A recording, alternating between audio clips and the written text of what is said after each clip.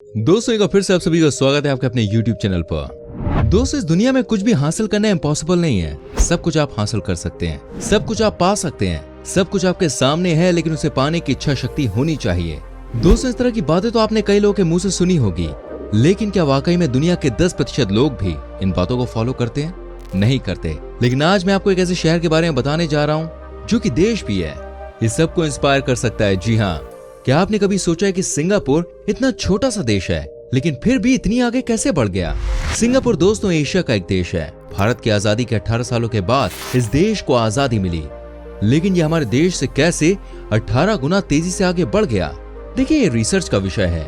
एक बात तो तय है कि यहाँ के लोग और यहाँ की सरकार जो भी कदम उठाती है उसे पूरा करती है।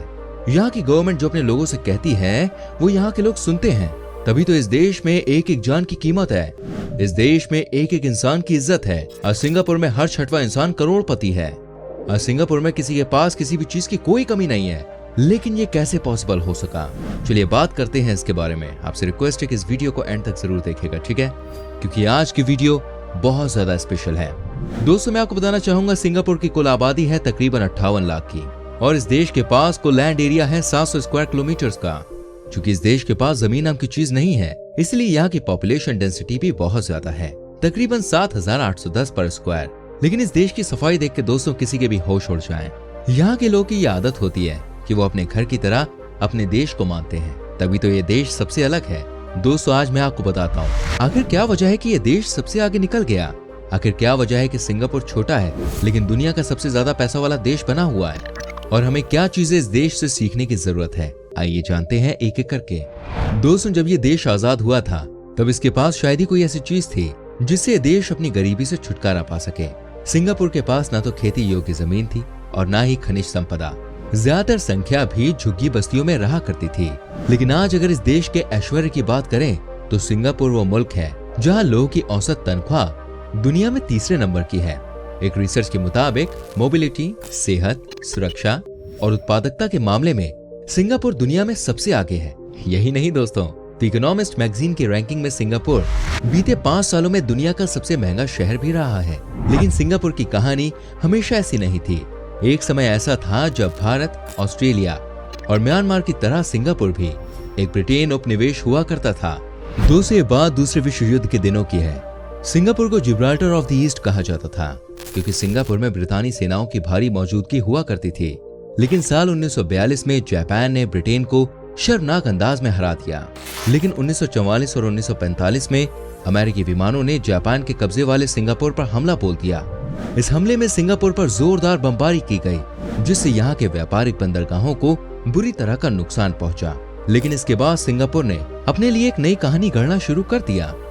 दोस्तों आपको बताना चाहूंगा जापान के कब्जे वाले दिनों में सिंगापुर की आबादी को तमाम प्रताड़नाओं का सामना करना पड़ा था। 16 सितंबर 1923 को जन्म लेने वाले ली कुआन यू एक चीनी अप्रवासी परिवार की 3री पीढ़ी के बेटे थे। साल 1954 में ली ने पीपल्स एक्शन पार्टी की स्थापना की। इसके बाद ली इस पार्टी के महासचिव बने और अगले 40 सालों तक इस पद पर रहे। साल 1959 के चुनावों में इस पार्टी ने बहुमत हासिल की। इस तरह सिंगापुर पूरी तरह से अंग्रेजों के नियंत्रण से निकलकर स्वशासित राज्य बन गया। ली ने सिंगापुर का विलय मलेशिया के साथ 1963 में किया, लेकिन कई कारणों के चलते ये गठबंधन ज्यादा दिन नहीं चला। इसके बाद 1965 में वैचारिक रस्साकशी और जातीय समूह के बीच हिंसक संघर्ष के बाद सिंगापुर संघ से निकलकर स्वतंत्र देश बन गया। बरसों तक पहले ब्रितानी राज, जापानी कब्जे और फिर मलेशिया के प्रभुत्व से आजाद होकर सिंगापुर एक स्वतंत्र राष्ट्र के रूप में सांस ले रहा था। लेकिन इस देश के पास ऐसी कोई चीज नहीं थी जो इसे विकास के रास्ते पर ईंधन देने का काम कर सके। ज्यादातर लोग कच्चे झोपड़ी नुमा घरों में रहने को मजबूर थे। वर्ल्ड बैंक की एक रिपोर्ट के मुताबिक 1965 में सिंगापुर की प्रति व्यक्ति जीडीपी 516 अमेरिकी डॉलर्स थी और करीब आधी जनसंख्या अशिक्षित थी। लेकिन इसके बावजूद सिंगापुर ने 1960 से 1980 तक प्रति व्यक्ति सकल राष्ट्रीय उत्पाद में 15 गुना की वृद्धि करने जैसा कीर्तिमान बनाया है। सिंगापुर के पूर्व प्रधानमंत्री ली कुआन यी मानते थे कि इजराइल की तरह सिंगापुर को भी छलांग लगाकर आसपास के क्षेत्र के अन्य देशों को पीछे छोड़ना है और बहुराष्ट्रीय कंपनियों को आकर्षित करना है। हालांकि एक बर्बाद और छोटे से देश से चमचमाती इमारतों का मुल्क बनाने की प्रक्रिया में सिंगापुर के लोगों ने एक बड़ी कीमत भी चुकाई है। सिंगापुर की सरकार ने आबादी को नियंत्रण में लाने के लिए 2 से ज्यादा बच्चे पैदा करने वाले लोगों पर फाइन लगाना शुरू कर दिया। यही नहीं, भ्रष्टाचार की समस्या से निपटने के लिए सिंगापुर में ऐसे कड़े कानून बनाए गए जिसकी वजह से भ्रष्टाचार में कमी देखी गई। सिंगापुर में शानदार सड़कें और हाईवे निर्माण पर जोर दिया गया जिससे आधारभूत ढांचे का विकास किया जा सके। अब मैं आपको बताता हूं कि सिंगापुर ने कैसे की इतनी कमाई। दोस्तों, सिंगापुर की सूरत बदलने में इसकी भौगोलिक स्थिति का भी एक बड़ा योगदान है। ये देश मलाक्का स्ट्रेट के मुहाने पर स्थित है जहां से दुनिया का 40% समुद्री व्यापार होकर गुजरता है, जिससे देश को भारी कमाई होती है। इसकी 190 किलोमीटर लंबी तटीय रेखा पर कई गहरे पानी वाले बंदरगाह हैं। यही नहीं, ली कुआन यी की सरकार ने शुरुआत से ही सिंगापुर में रहने वाली मिश्रित आबादी को शिक्षित करने और मानव संसाधन पर पैसा खर्च किया। फिलहाल सिंगापुर को दुनिया का आर्थिक अड्डा माना जाता है क्योंकि सिंगापुर के बैंक्स वैश्विक स्तर की सेवाएं देने में सक्षम हैं। साल 2017 की ग्लोबल फाइनेंस सेंटर इंडेक्स में सिंगापुर को लंदन और न्यूयॉर्क के बाद तीसरे सबसे प्रतिस्पर्धी आर्थिक केंद्र का दर्जा दिया गया। सिंगापुर सरकार के मुताबिक साल 2017 में 1,74,00,000 अंतर्राष्ट्रीय पर्यटकों ने सिंगापुर विजिट किया था, जो कि सिंगापुर की कुल जनसंख्या का 3 गुना है। अब जानते हैं कि आम लोगों के लिए कैसा है सिंगापुर। दोस्तों, सिंगापुर में रहने वाले कई प्रवासी इस देश की महंगाई स्तर से खुद को इतना प्रभावित नहीं मानते हैं क्योंकि सिंगापुर में लोगों की आमदनी दूसरे देशों के मुकाबले बेहतर है। सिंगापुर सरकार के मुताबिक सिंगापुर में अपना घर खरीदने वाले लोगों का प्रतिशत 100 में से 90.7 है। सिंगापुर की सफलता की बात जब जब की जाती है तो पूर्व प्रधानमंत्री ली कुआन यी की एक बात को याद किया जाता है। ली ने एक बार कहा था, आखिर मुझे क्या मिला? एक सफल सिंगापुर। बदले में मैंने क्या दिया? मेरा जीवन। मतलब क्या सोच थी यार। ऐसे नेता ही तो भाई देश को आगे बढ़ाते हैं। अब बात करते हैं भ्रष्टाचार का खात्मा कैसे हुआ। ली ने अरब देशों से घिरे इजराइल के मॉडल को माना। उनका कहना था कि इजराइल की तरह हमें भी छलांग लगाकर क्षेत्र के अन्य देशों को पीछे छोड़ना है और बहुराष्ट्रीय कंपनियों को आकर्षित करना है। वो चीन के साथ अच्छे संबंध के महत्व को समझते थे। चीनी नेता डेंग जियाओपिंग के साथ अपनी दोस्ती से उन्हें मदद मिली। डेंग ने 1978 में सिंगापुर का दौरा किया और ली की आर्थिक नीतियों की प्रशंसा की। ली भी डेंग के द्वारा चीन में किए गए सुधारों से प्रभावित हुए थे। सिंगापुर में फैले भ्रष्टाचार को खत्म करने के लिए ली ने नए उपाय किए और रोजगार उपलब्ध कराने के लिए कम लागत के आवास और औद्योगिकीकरण के कार्यक्रम की शुरुआत की। उन्होंने सिंगापुर की बहुसंस्कृतिवाद के आधार पर एक अलग पहचान बनाने की कोशिश की।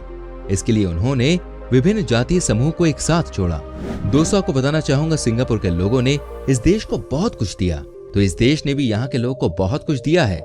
ली ने सिंगापुर की न्यायपालिका को इतना मजबूत कर दिया कि वहाँ विदेशी नागरिकों द्वारा कोई अपराध करने की स्थिति में वहीं के कानूनों के अनुसार दंड भुगतना पड़ता है। यहाँ तक कि अमेरिका जैसी विश्व शक्ति के नागरिकों पर भी सिंगापुर में वहाँ के कानून ही लागू होते हैं। शुरुआती वर्षों के दौरान सिंगापुर के लिए योजना बनाने में वहाँ मौजूद बड़ी संख्या में भारतीय मूल के सिंगापुर वासियों का योगदान रहा। चाहे ये सड़कों या शहरों की योजना हो, भारतीय मूल के लोग इनसे करीब से जुड़े रहे और अब वो भारत को सुधारने के लिए अपनी तकनीकों का प्रयोग करने के भी इच्छुक हैं।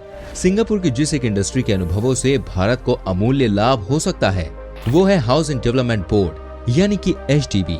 आजादी से पहले सिंगापुर एक भीड़ भाड़ वाला देश था जहाँ गंदगी की भरमार थी। उस समय अधिकतर सिंगापुर वासी अच्छे घर पर नहीं रह सकते थे, लेकिन आज वहाँ हाई क्लास टाउनशिप है जिन्हें बेहद कम समय में पर्यावरण और बुजुर्ग हितैषी ढंग से तैयार किया गया है, जिसका सारा श्रेय HDB को ही जाता है। प्रत्येक कामकाजी सिंगापुर वासी का अपना घर है और हर 10 में से 8 के पास HDB का बनाया हुआ मकान है। इसकी वजह यह है कि वहाँ की सरकार सेंट्रल प्रोविडेंट फंड की अनिवार्य बचत में से HDB फ्लैट खरीदने की स्वीकृति देती है। इन सस्ते मकानों को 21 साल से ज्यादा आयु का कोई भी नागरिक ले सकता है जिसकी इनकम 10,000 सिंगापुर डॉलर से अधिक ना हो। इससे अधिक आय वाले प्रति व्यक्ति को प्राइवेट तौर पर बने हुए मकान खरीदने होते हैं जिसके लिए उसे ज्यादा पैसे देने होंगे। यहाँ ये बात भी बताना दिलचस्प से खाली नहीं होगा कि अपने जीवन में कोई भी व्यक्ति HDB से 2 ही मकान ले सकता है।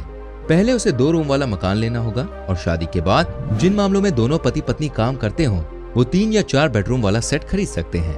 कोई भी व्यक्ति जो अपने बूढ़े माता पिता के मकान के आसपास या उनके साथ रहना चाहता है, ऐसे लोगों से उन्हें दिए गए ऋण पर कम ब्याज लिया जाता है।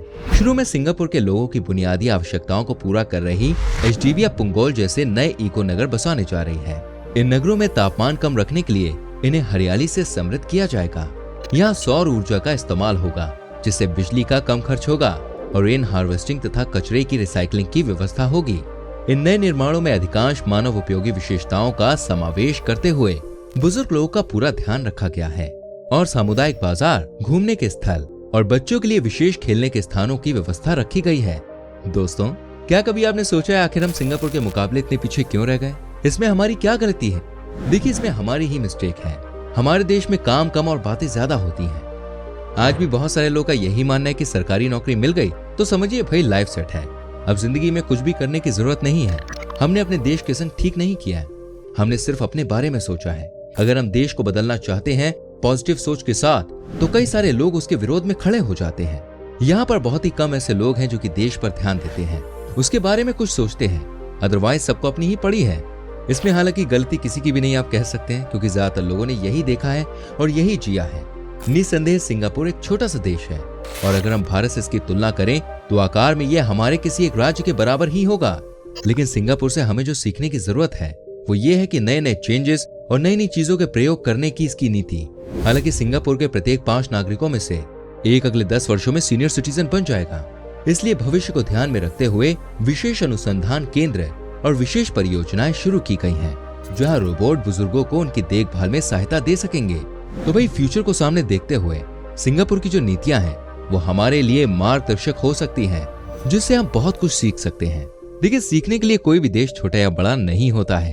तो देखा आपने कैसे इस छोटे से देश ने मुसीबतों से लड़कर दुनिया में अपना नाम बना लिया। आई होप हमारी ये वीडियो आपको अच्छी लगी होगी। कैसी लगी कमेंट करके जरूर बताएं। प्लीज वीडियो को लाइक करें, शेयर करें। अगर आप देख रहे हैं यूट्यूब पर तो प्लीज चैनल को सब्सक्राइब करें, बेल आइकन प्रेस करें। एंड अगर आप देख रहे हैं फेसबुक पर तो पेज को फॉलो करना बिल्कुल भी ना भूलें, जिससे आपसे हमारी कोई भी वीडियो मिस ना हो। मैं मिलूंगा आपसे अगली वीडियो में। Till then bye bye, take care मेरी चैनल।